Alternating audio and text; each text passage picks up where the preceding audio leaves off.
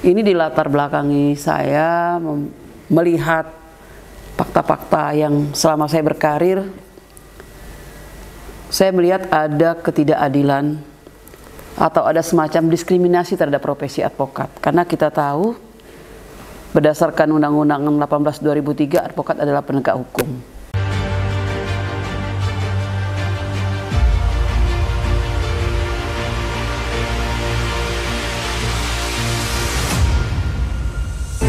Tiga 30 tahun pengabdian sebagai advokat, Dr. Hadja Nurmala, SH.MH CLA, meluncurkan buku mengenai edukasi hukum kepada masyarakat.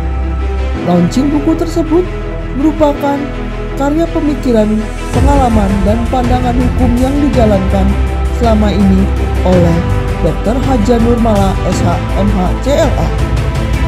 Berikut informasi TV mengupas tuntas mengenai launching buku dari Dr. Hadja Nurmala, SH.MH CLA bersama Jayanu, reporter dari Informasi TV. Ya, pemirsa Informasi TV, bersama saya kembali lagi Jayanu dalam acara Informasi TV Podcast. Kali ini kita ingin membahas bagaimana seorang yang berprofesi sebagai lawyer advokat, bukan sekedar sebagai advokat, tapi dia juga membagi ilmu advokatnya melalui buku-buku yang sangat bermanfaat tentang hukum, tentang bagaimana menyelesaikan asas-asas hukum dan sebagainya.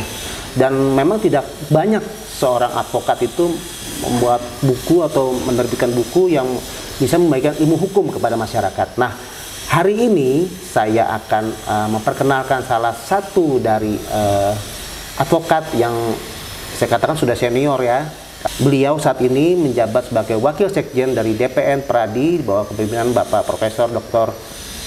Otto Hasibuan yang sekarang jadi Wamen Kemenkumham. Nah, sekarang kita ingin kenalkan, saya ingin sebutkan dulu nih, ada judul-judul bukunya yang baru diterbitkan ya. Salah satunya adalah judulnya Diskriminasi Advokat sebagai Penegak Hukum, kemudian Hukum dan Keadilan dalam Masyarakat, Teori dan Implementasinya, dan Asas Hukum Perjanjian. Nah, kali ini kita akan pengen tahu nih, siapa sih yang membuat buku-buku tadi, 3 buku ini.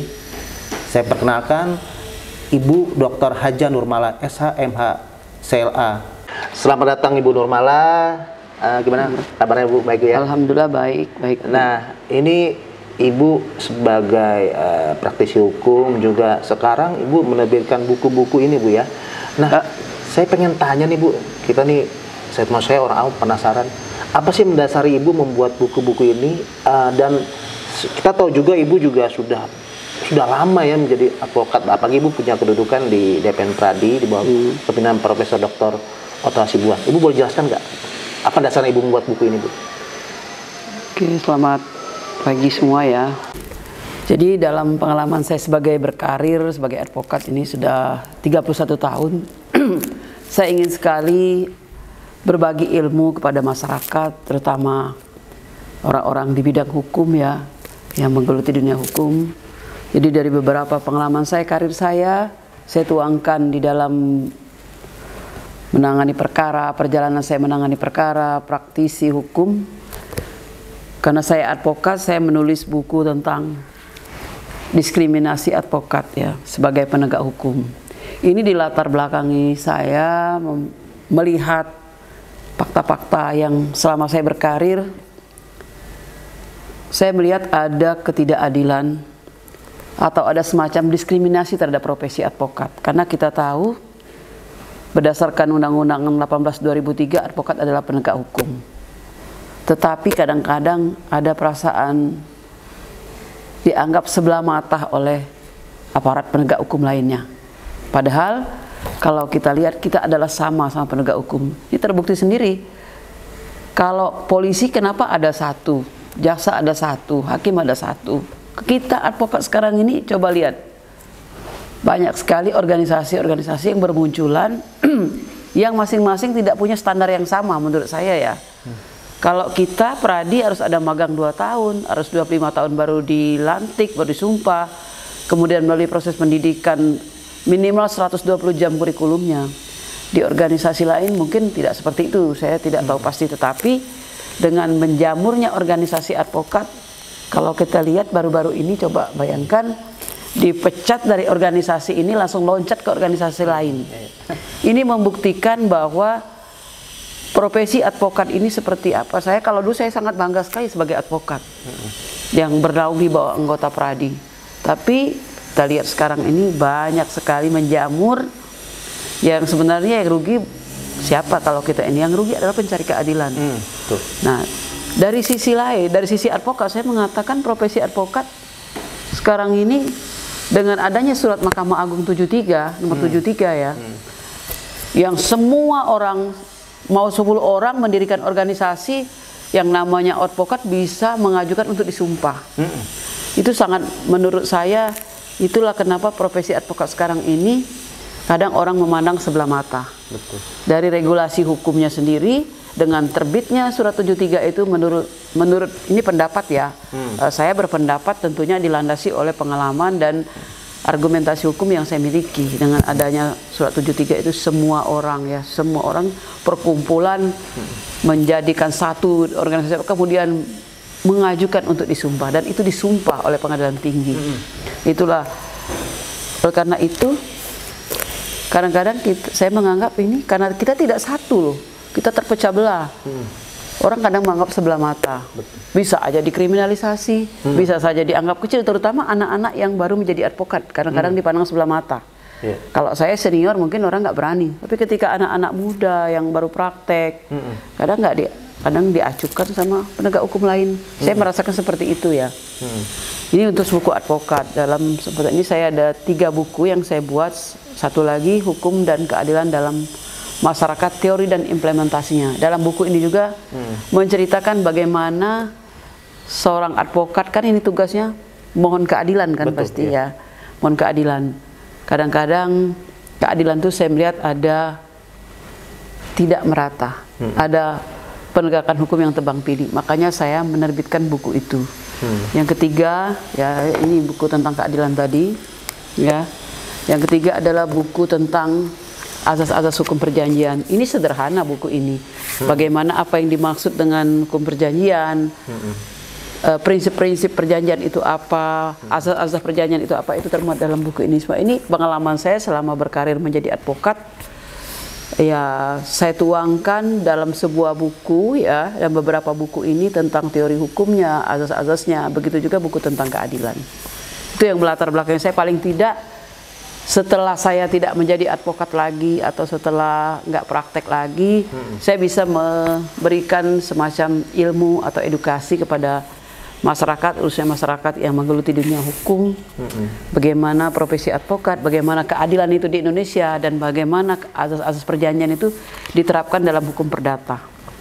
Oke Bu, tadi Ibu sempat ngomong bahwa apabila advokat itu kurang baik, tidak sesuai dengan prinsipnya itu officium nobile, berarti yang dirugikan justru para pencari keadilan Bu ya. Nah, sekarang fenomenanya begini Bu, sekarang nih advokatnya lagi disorot nih. Kalau saya bilang sih, kita masyarakat awam bilang bahwa ini lagi diuji nih profesionalismenya, apalagi sekarang kode etiknya nih, bahkan ya maaf ya, beberapa saat yang lalu melalui media sosial bahkan sempat viral dan sebagian sampai ya etikanya mungkin kita ya yang orang awam juga melihatnya, wah kok nggak sopan sekali ya Bu ya. Cuman masalahnya tadi kan Ibu bilang bahwa mungkin sangat mudah karena ada undang-undang yang memperbolehkan organisasi advokat boleh dibuat lain.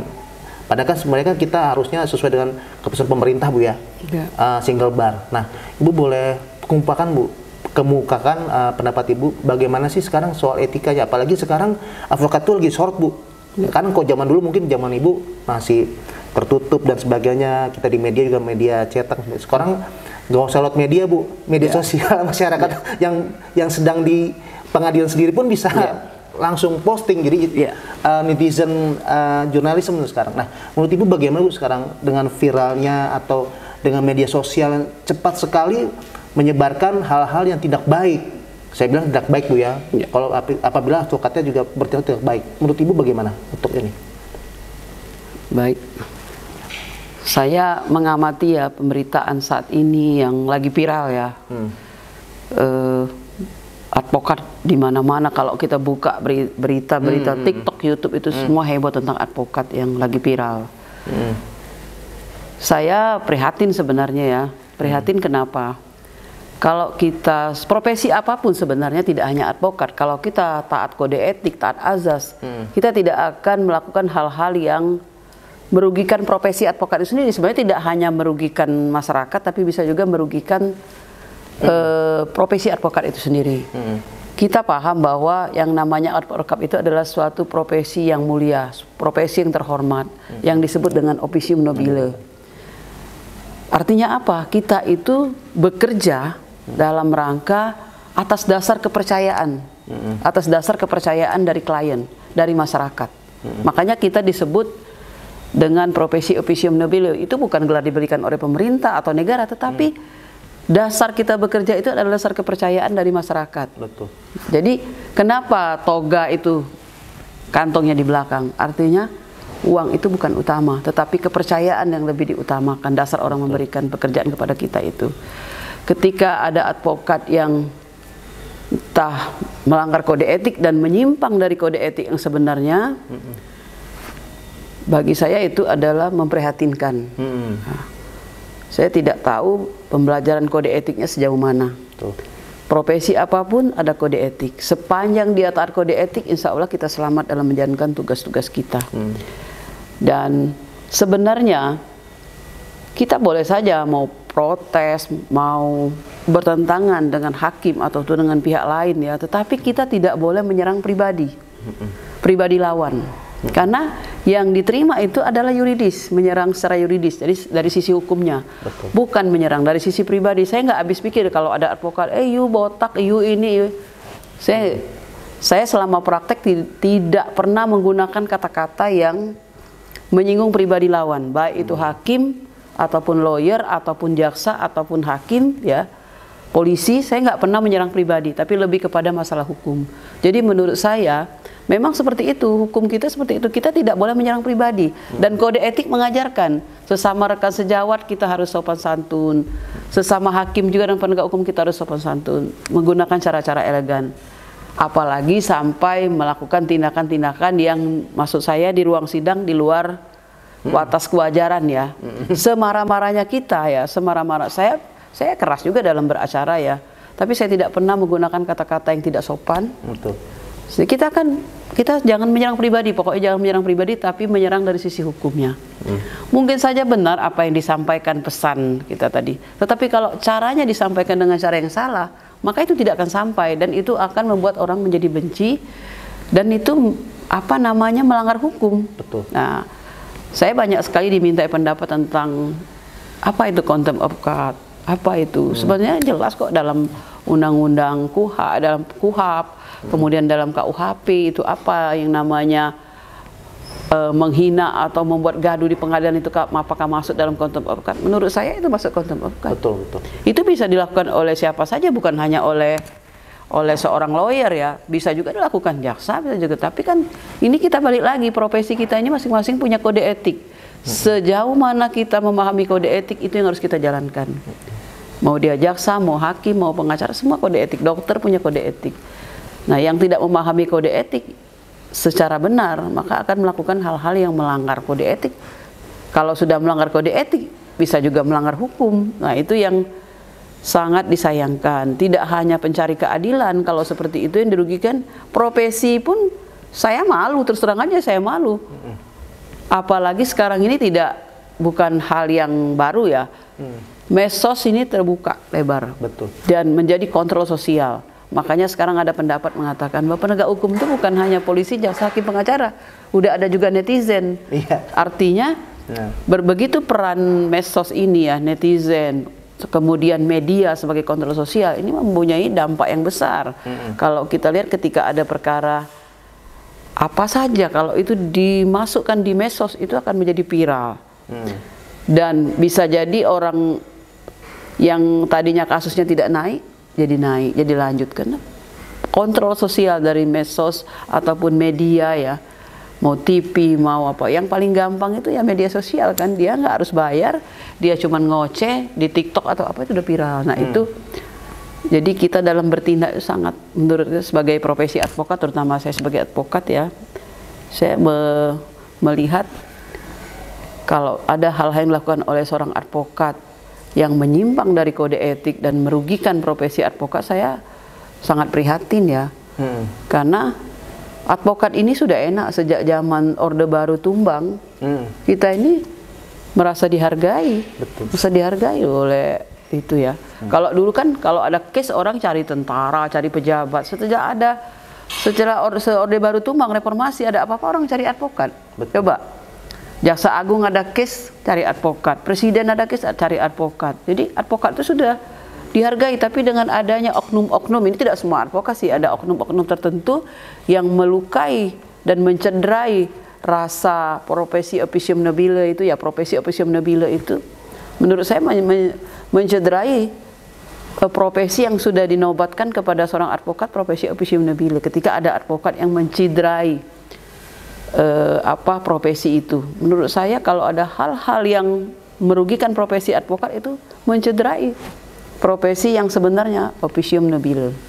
Itu pendapat saya. Jadi sekarang seperti Ibu bilang kan melalui media sosial. Jadi sekarang kalau bahasa trendinya nih yang kita pernah dengar, no viral no justice ya. Nah, no viral, kalau case-nya itu no viral no justice, memang case-nya itu hal yang memang berhubungan dengan hukum, nggak ada masalah Bu ya. Tapi kalau ternyata case-nya viralnya malah etika, berbicara etika dari ini, nah itu yang sangat disesalkan Bu ya. Disayangkan. Seperti tadi Ibu bilang kan melalui salah satu buku Ibu yang Ibu bilang tadi kan, diskriminasi advokat sebagai penegak hukum, ini kan mungkin juga ditulis juga ya bahwa sebenarnya advokat itu ya diskriminasi kalau dia memang dia benar. Tapi kalau misalnya akhirnya dia salah, dia melakukan tindakan yang kode etika, itu berarti dia memberi diri dia untuk didiskriminasi sendiri Bu ya. Iya. Seperti itu Bu ya. Jadi saya dalam buku saya ini saya mengatakan bahwa advokat yang baik itu ya tidak selalu mencari menang. Karena fungsi advokat itu adalah menegakkan hukum, memposisikan hukum pada porsi yang sebenarnya. Ketika kita dampingi klien kita dibentak, ya kita bisa keberatan terhadap penyidik. Tapi bukan selalu mencari menang.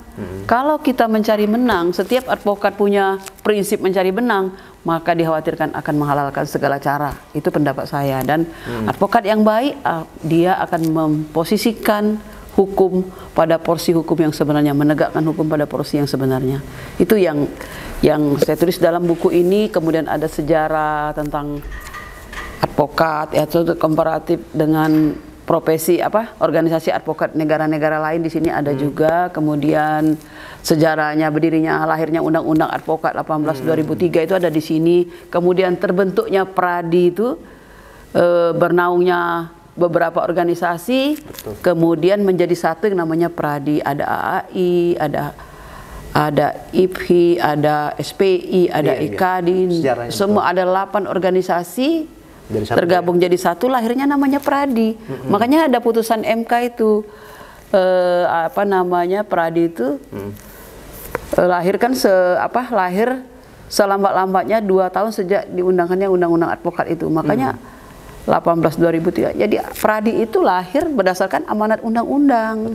Nah, tapi kalau sekarang ada Pradi, ada yang lain-lain itu ya itu tadi, karena Surat 73 Mahkamah Agung itu benar-benar membuka peluang kepada siapapun. Saya pun bisa. Saya punya rekan-rekan advokat 10 orang. Saya bentuk namanya OA, organisasi advokat. Saya ajukan sumpah nanti ya kalau ada itu. Itu yang menurut saya yang kalau sekarang ruang sidang itu diobrak-abrik ya, digadu menjadi ruang sidang, ya itu buah dari Surat 73 itu sendiri. Karena bisa saja rekrutmen advokat ya tidak sesuai standar, bisa saja seperti itu ya. Saya tidak mengatakan pasti, bisa saja seperti itu. Tapi saya mengamati Surat 73 itu ya itu tadi cikal bakalnya berjamurnya profesi advokat, sehingga maka saya agak kecewa ketika ada yang berpendapat advokat itu adalah pengangguran yang dilegalkan. Makanya dia berpendapat seperti itu. Karena dia tidak memahami apa sih advokat itu sebenarnya adalah profesi yang nobile, profesi yang mulia. Saya tidak sependapat mengatakan pengangguran yang dilegalkan ya. Kalau dia sudah mengatakan seperti itu, bagaimana dia menjadi advokat yang baik? Oke Bu, kita ingin tahu harapan Ibu ke depan setelah kita lihat kan sekarang pemerintahan yang baru, Pak Presiden Prabowo sedang gencar-gencarnya menegakkan hukum, Bu ya. Pemerintahan baru, kemudian juga bukan kebetulan juga dari DPM Pradi ketuanya Pak Oto Hasibuan dia akan jadi wamen ya. Pak Wamen juga kemarin Pak Oto menegaskan untuk lebih lagi ditingkatkan, lagi, lebih ditekankan lagi untuk etika-etika sebagai advokat ke depannya. Menurut Ibu, harapan Ibu dengan pemerintahan yang baru, habis juga kementerian yang baru ini bagaimana? Ya, saya menaruh harapan besar sih sebenarnya kepada pemerintah yang baru, yang Presiden kita Pak Prabowo. Saya berharap kalau dari sisi penegakan hukum itu, saya berharap sekali penegakan hukum itu benar-benar tidak tebang pilih, ya. Jangan karena ada pengaruh politik, pengaruh penguasa ataupun uang, sehingga penegakan hukum itu menjadi bias atau setengah-setengah atau tebang pilih. Seperti di buku saya itu, kenapa saya menciptakan buku, menerbitkan buku dalam hukum dan keadilan dalam masyarakat, teori dan implementasi, karena kalau kita lihat banyak sekali penegakan hukum yang tebang pilih dan tidak merata, keadilan tidak merata. Makanya di buku itu saya menulis tentang itu. Di buku keadilan itu termasuk juga tentang keadilan restoratif justice, mulai dari tingkat kepolisian, kejaksaan dan pengadilan. Karena sesungguhnya kalau kita bicara hukum pidana, penjara itu adalah terakhir. Kalau bicara restoratif justice, ultimum remedium kan, senjata pemungkas namanya. Jadi ada tentang paradigma berpikir bahwa pidana itu bukan segalanya, tetapi tidak berarti bahwa penegakan hukum itu tebang pilih. Jadi penegakan hukum itu harus benar-benar, kalau secara hukum memang harus dia dipidana, tidak ada jalan lain, ya kenapa tidak. Dan jangan ada pengaruh pihak ketiga atau intervensi dari bentuk apapun dan dari siapapun. Kemudian harapan saya juga selain masalah penegakan hukum, tentang advokat juga. Perekrutan advokat seharusnya memenuhi satu standar yang maksimal. Misalnya harus belajar tentang kode etik, tentang cara-cara beracara yang benar. Jangan hanya, ya kalau sekarang ini saya melihat perekrutan advokat itu mau sebanyak-banyaknya, tidak melihat mutu, tidak melihat integritas, kualitas, tapi lebih kepada jumlah.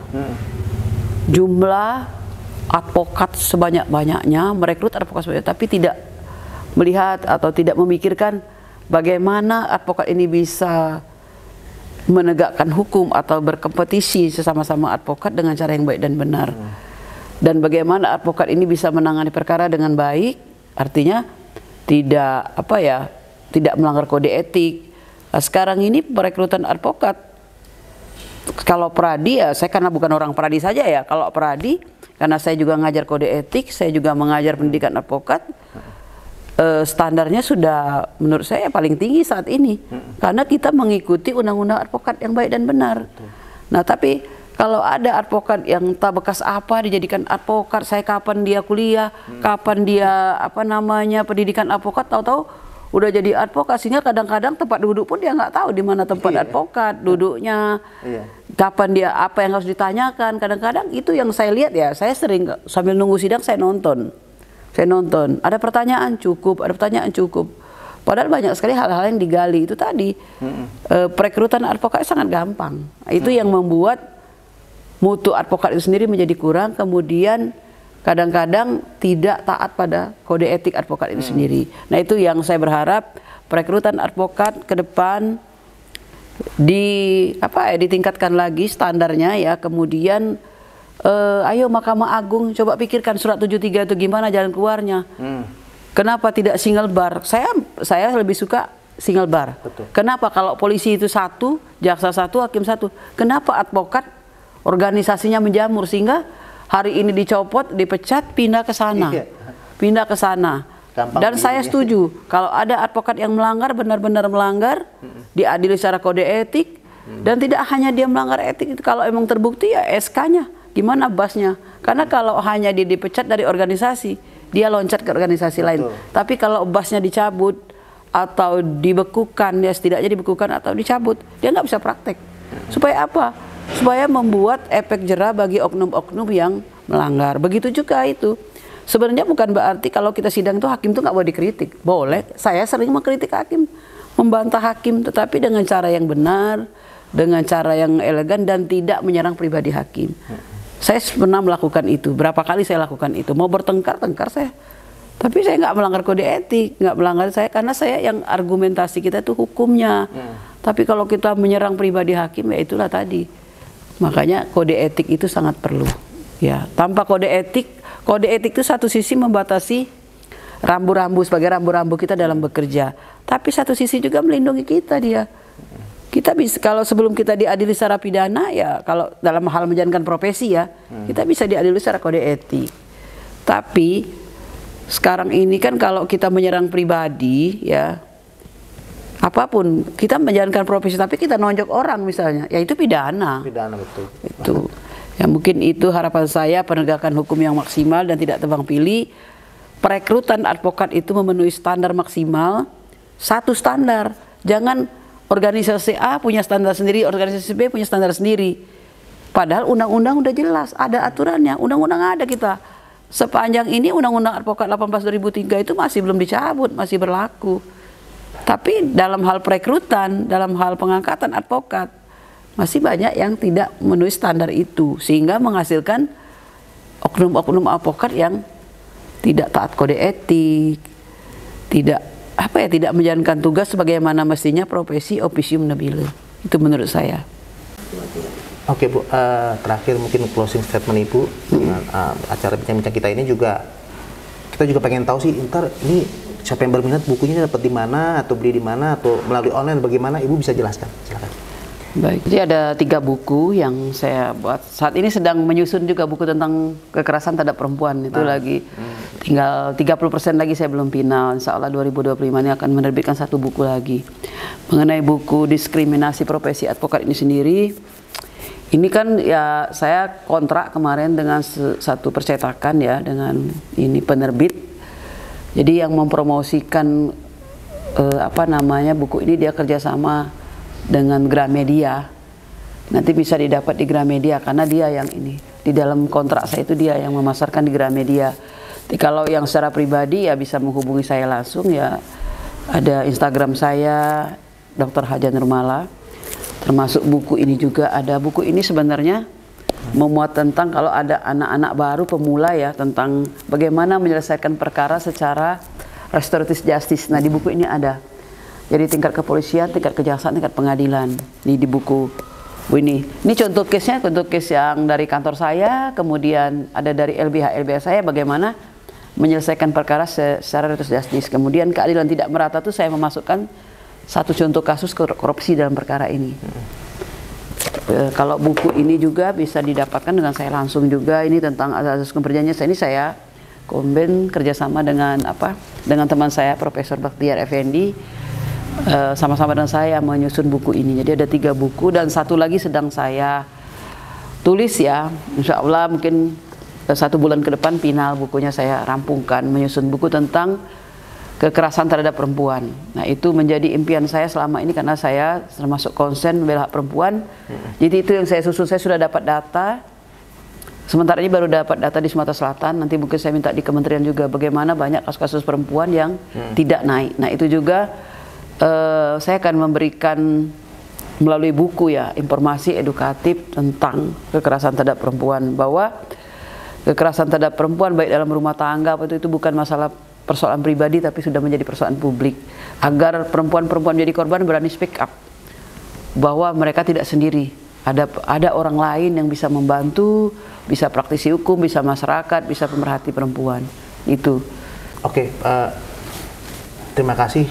Hari ini ada kesempatan Ibu menjelaskan mengenai buku-buku Ibu dan menambah pengetahuan kita ya. Apalagi masyarakat yang melihat juga akhirnya tahu bahwa kode etik itu sangat diperlukan di bidang apapun, apalagi hukumnya sebagai advokat juga. Terima kasih Bu Nurmala sudah ada kesempatannya buat kita sama-sama bisa bersharing, apalagi ini ada buku-bukunya sangat bermanfaat. Jadi kita pengen baca nih Bu, 3-tiganya.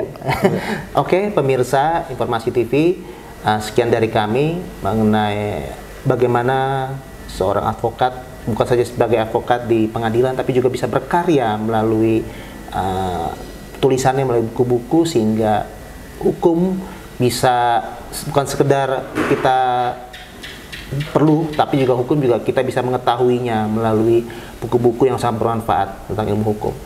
Dari saya, dari Jayanu, sekian dari Informasi TV. Sampai jumpa di kesempatan berikutnya. Terima kasih, Bu. Terima kasih. Terima kasih.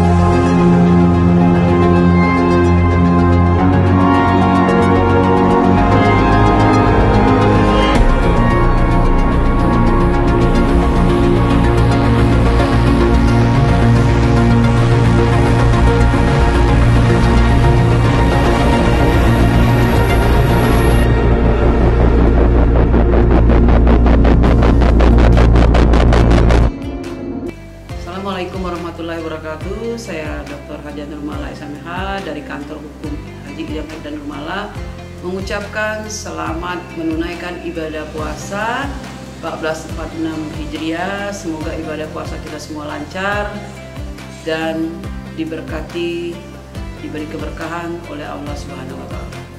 Assalamualaikum warahmatullahi wabarakatuh.